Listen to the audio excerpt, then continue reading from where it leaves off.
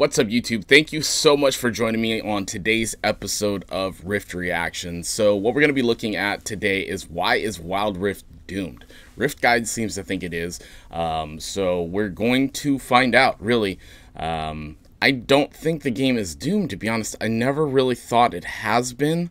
It's just a popular topic. You know, it gets a lot of clicks, to be honest.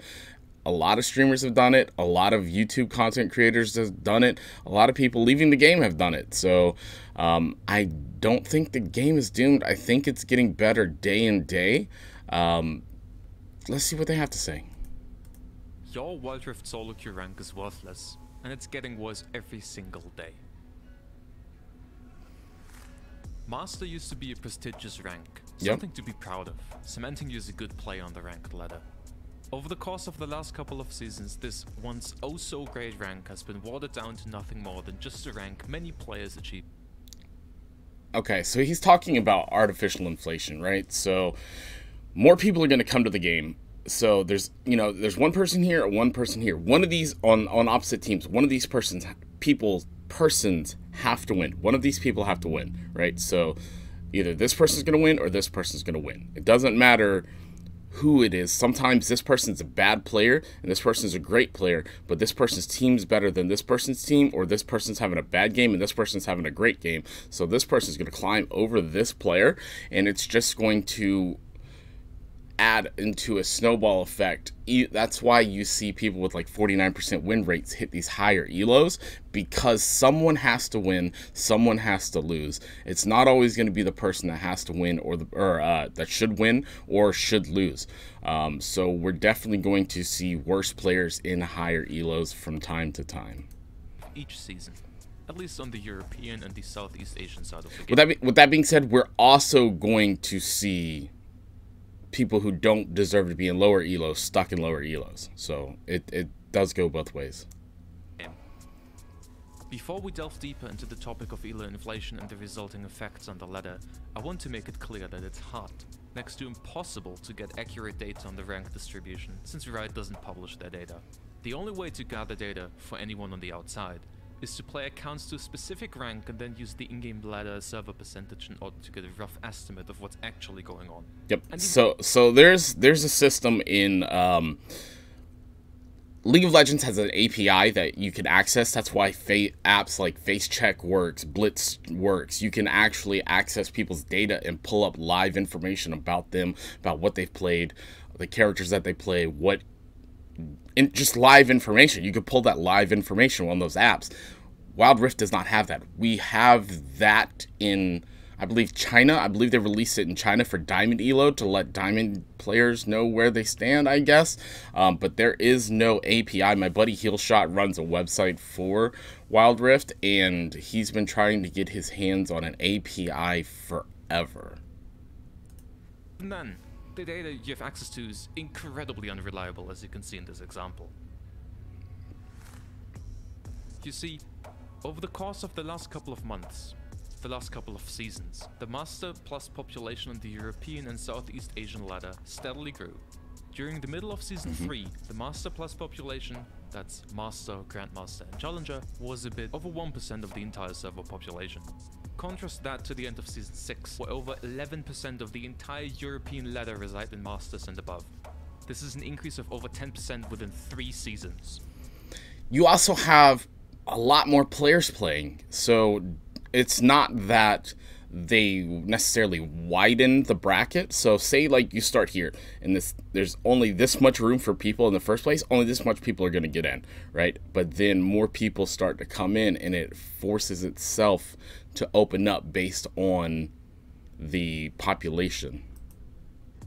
The thing is, this issue seems to be exclusive to the European and the Southeast Asian because it's all about percentages. In the Americas, only a little bit over 1.25% of the entire player base are Masters. Why is the European and Southeast Asian ladder so incredibly inflated compared to the ladder in the Americas? There's only one theory I was able to more players. Buckle your seatbelts and put on your tinfoil hats. It's getting wild. There's 100% more players in Southeast Asia and Europe than North America. In late 2020, bringing us Season 0 of Ranked. In the Americas, Wild Rift launched in late March 2021, with Season 2 only starting a few days later. According to my theory, the Americas server's algorithm is a handful of seasons behind ours, the ones in Southeast Asia and Europe, since the game was released later over there.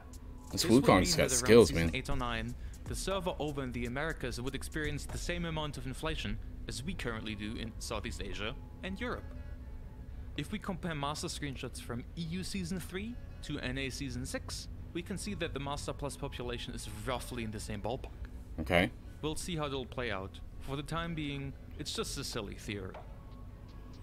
What does a high population in Masters Plus mean for the game? Did all the gamers suddenly improve? No. And are the games of a high quality? No. Does everybody It means in it's Masters worse. know about the meta, the items, what to do in-game? You get quantity over quality. Basic game mechanics?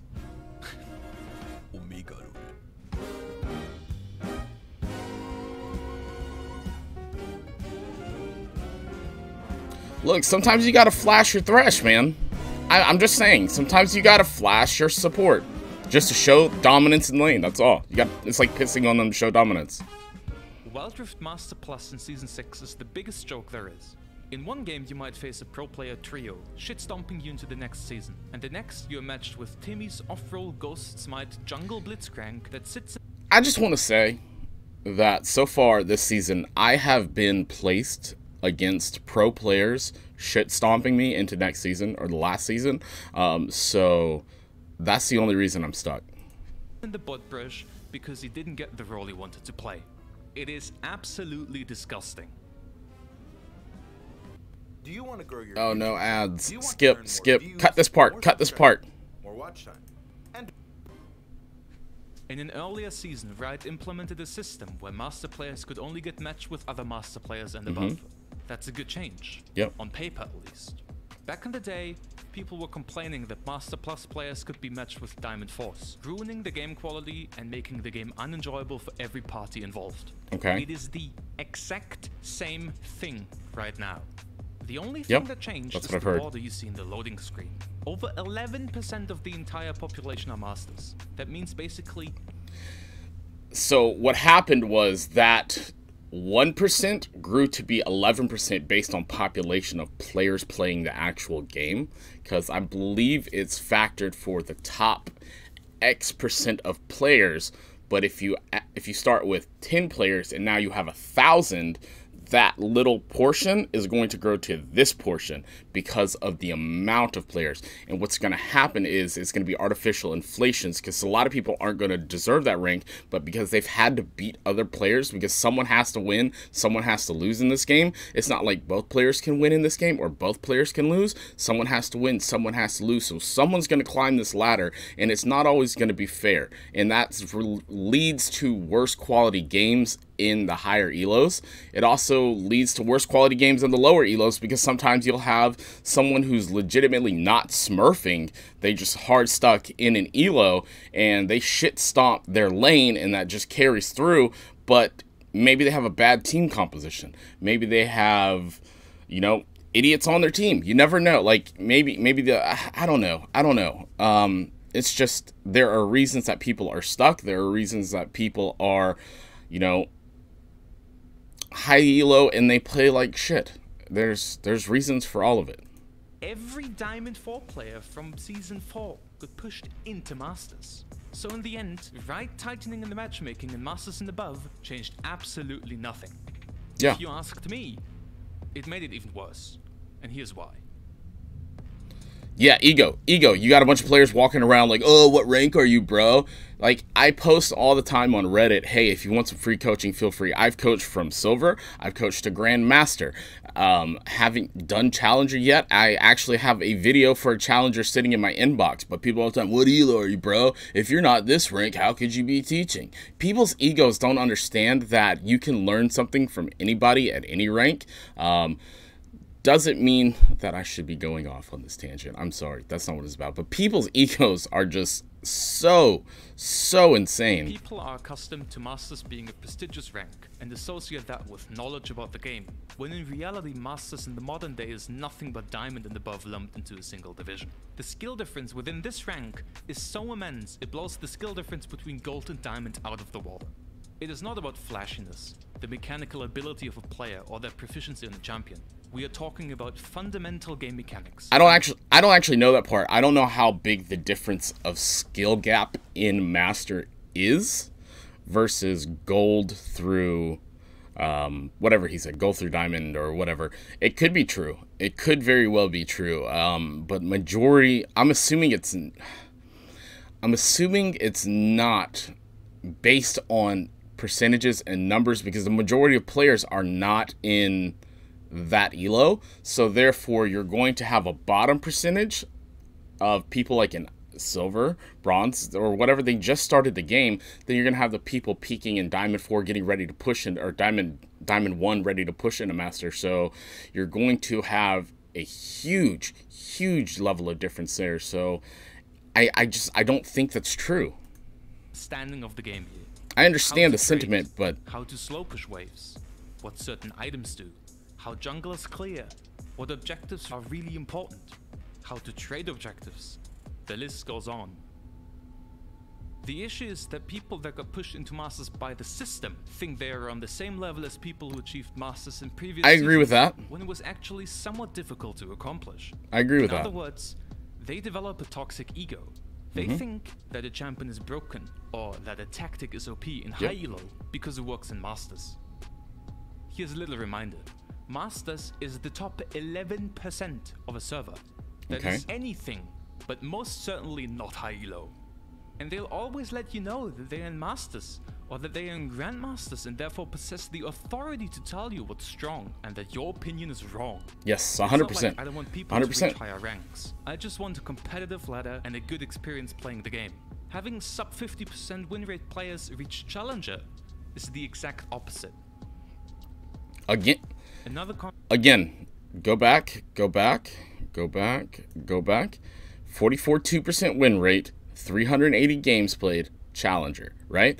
This is exactly what I was talking about. Someone has to win, someone has to lose. If you lose enough games, eventually you're still going to be moved up in the ladder. You might not reach Challenger, but you're going to be moved up in the ladder due to artificial inflation, because eventually what's going to happen is you're going to get all these fortitude stacks from losing these games, and you're still going to get a free win. So even when you lose, it's still working in your favor. Another consequence of them developing a toxic ego is the increase in griefing, trolling, and hostage holding in Master Plus lobbies. The moment some of these players reach Master, they feel validated in their opinions and beliefs. Therefore, anything that doesn't conform to that is deemed unworthy, wrong, and worth throwing a game over. That's every elo They wear though. the rank as a badge and use it as a validation of their beliefs. For them, it's a badge of honor. For anyone that achieved Masters when it was quote-unquote hard, it's just a Smurf badge. And as we all know, the Smurf badge is nothing but a silly meme. Playing a game where you have to rely on other players is frustrating. Playing a game where the skill discrepancy between players in a single game is massive is even more frustrating. Having to rely on those lower skilled players to not lose their mind and start running you down because you don't do what they deem optimal is even more frustrating. Playing high elo in Wild Rift has always been cumbersome. Be it the infinite queue times from back in Season 2, the 5-man spam from Season 4, or the inflation that's taking place as we speak. It's not fun to play, and I'm not alone with that opinion. If you look at your favorite content creators out there, I can guarantee you that vast majority of them are frustrated with ranked and that they don't enjoy playing the game in its current state. I can also guarantee you that they love this game and that they want it to succeed in the future. It hurts to see how the competitive integrity of this game is getting ruined by the current matchmaking system. The current rank system rewards quantity over quality. This is something that I've talked about with my Discord and people in my Discord and who are close to me is, you know, it's hard to be in love with this game still. It's just, it takes a lot of time for the most I don't want to say the most not fun experience, but not the most fun experience. You know, some games are great, and then, God forbid, you're a jungler and you make one misplay, and then your head's on the chopping block. It doesn't matter how well you play, as long as you play enough each season. Ranked fortitude, granting 3 losses even in Challenger, should not be a thing. This only pushes more players into higher ranks and worsens the already bad game quality. The best ranked player in the world could be outranked by someone that plays 3 Exactly. times as many games Exactly. whilst winning under 50% of his matches. Exactly. This is not healthy for the game, the competitive integrity of the ladder, It's quantity and the over community's quality. perception of Riot, Wild Rift, and the League of Legends brand in general. Now that we know what's going on, how it affects the game, its content creators and player base, it's time to talk about why this could be happening. Of course, we don't know for sure. We are not Riot, we can only speculate. Riot wants people to play Wild Rift. Yes. So, yeah, I agree with that. Riot wants you to play. That's how all these games work, right? The more successful Riot is in having you play, they can say, "Oh, we have this amount of many accounts made," or "This is how long people play our game. Talk to us sponsors. So when we go to the competitive scene, the sponsors are like, "Oh, this game's thriving. It's great." So how do we do that? We artificially make the majority of the population, the players who are not actually the top 10% or 5% or 1%, we make them happy. We appease them because they are the majority. So you're getting quality, or you're getting quantity over quality. And instead of actually saying, no, we're going to do the right thing to make sure this game stays competitive and strong and lasts through this season and next year and all that stuff, they are saying, we want... Okay, this is not Riot saying this. This is me saying this. I'm assuming that they're trying to appease the majority by saying, all right, we're going to move you up. Because this is the only thing that I could think that they're saying when they say, if you lose a game, you get Fortitude. If you're MVP... now, that makes sense. If you're like SVP...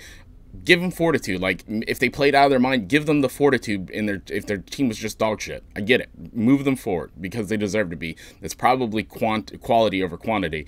But right now, the game is quantity over quality. The more you play, the more you're going to move up. And that's what a lot of people don't understand. People who don't have necessarily the time to play or invest because, you know, a lot of us are older. A lot of us aren't kids. We have jobs. We have stuff we have to go do every day. So I can't afford to play the game for 8 hours, 6 hours, 10 hours and grind out ranks.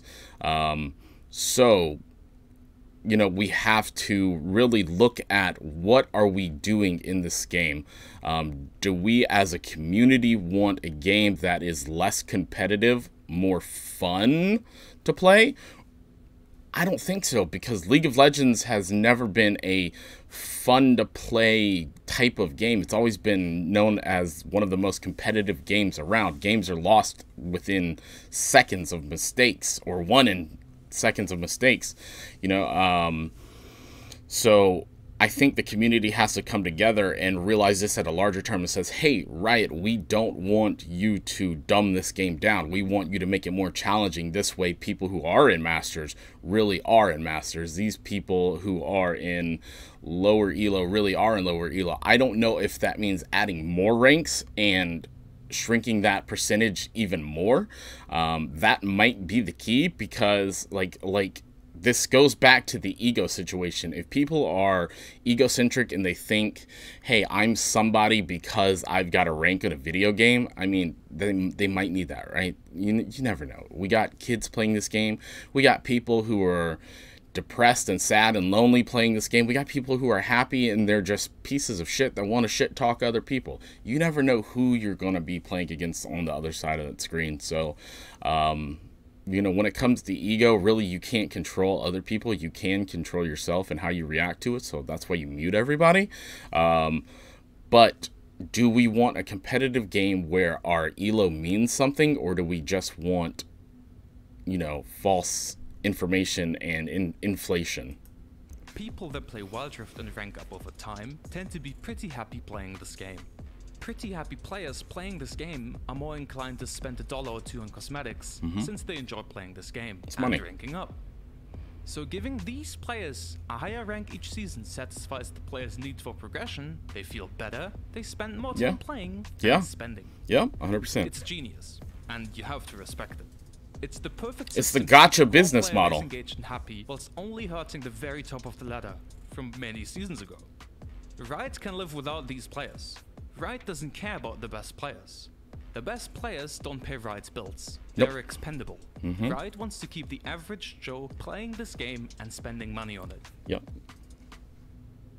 After hearing all of this, what needs to change so Wild Rift can become a successful, competitive mobile MOBA? In our opinion, there are a few necessary steps that need to be taken as soon as possible. Okay. Step 1. Hard reset the ladder. Okay. Reset every account back to the starting MMR and let everyone climb again. Okay. Step 2. Make it harder to reach Master Plus Elo by removing Fortitude after a certain rank and requiring a 50% plus win rate in order to climb. Step 3. Add in-game resources to teach people about the game and the roles on a higher level, especially jungle. I don't know. I don't know if Riot can implement in-game resources to make that. I just blew through the tutorial anyway, and if I need to know something, I'll just go to YouTube. Because chances are there's going to be a content creator out there who's going to explain it better anyway. Always remember, if you die 1v1, it is not your jungler's fault. If you die 2v2, it is not your jungler's fault. You dying 1v1 and your jungler losing his entire top side or bot side as a consequence is exclusively your fault. Stop blaming your jungler for things you could have spotted. He's not wrong, but it sounds like copium. Attention. Step 4. Introduce an honor system that offers rewards based on honor rank. If I'm not mistaken, the Chinese version has something in the game akin to this. I think they also get like locked out of ranked. Like we get but I'm not sure. Stuff at gold, right? Adding on top of the honor system, we need better detection of toxicity, Oh, soft honor inting, not and rank. griefing. Punish people for ruining games. Yeah. Yeah, I don't disagree with that. We here at Rift Guides hope that the ranks of Master and above regain their original prestige and that the general distribution of ranked returns to that of a bell curve. We hope Riot finds a balance between catering towards the bulk of the player base and their highly competitive never gonna happen. high elo population. It's going to be Riot have to be decides one or that the other. Normal ranked ladder is supposed to be a casual place. Turn Legendary Queue into the die-hard competitive mode that only allows you to climb with a win rate of 50% or above. At the beginning of Legendary Queue, you were theoretically able to climb to Legend with a 33.4% win rate, given that you spammed enough games, of course. They fixed that specific issue, sure, yet you're still able to find people in High Immortal with a sub 50% Fucking Gragas, win rate. man. Additionally, we'd love to see the aforementioned implementation of educational resources into the client, so it's easier for people to learn about. Yeah, but I just don't think it'll This be is done just one right. perspective on this entire topic, but it's something that needs to be said. We need to raise awareness and create a healthy discussion about this topic. It's neither fun for inflated players, Gragas nor is for cracked, other players bro. to play in an environment that features a massive amount of skill variance from game to game. I hope you can now understand that maybe you didn't just improve from being 3 seasons in Emerald to becoming a master player That's all true. of a sudden. That's But true. that it's far more complicated and systematic than you believe. Is there any hope? That's up to Riot to decide. Riot's not necessarily one to shy away from money. So, yeah, I don't know. I really don't know. I hope so. I like the game. I think the game is probably one of the best games on mobile because of its replayability. It's a free game that actually has in-depth aspects to it. So, man, I've been here for a year making content. I don't want the game to die. I want it to grow. Because it's good for everybody if it does, but at the same time you're going to lose the people that make guides like this, or you're going to lose the content creators who are going to move on to the next big thing, because one, it's going to help their budget or help their bottom line. It's going to move their people over with them that are followers of them. So like if Hell's Devil left tomorrow, he's going to take a lot of people with him. You know, it's sad, but at the same time, I understand it as a business model because you want to cater to the largest population possible. But at the same time, you're sacrificing your core base for it. So eventually, when you erode out your legs, your body's going to fall. And I'd hate to see when that day happens, because it's definitely going to happen if it keeps going this way. Is the game doomed? I don't know. I'd love to see Riot change it. But if you guys enjoyed this video, please go follow Rift Guides. They do such phenomenal content. Such phenomenal content. The link will be down in the description. If you enjoyed this content, please leave a like, a comment, subscribe, all that good stuff, because it helps the small creators like me. And with that being said, we are out. Peace.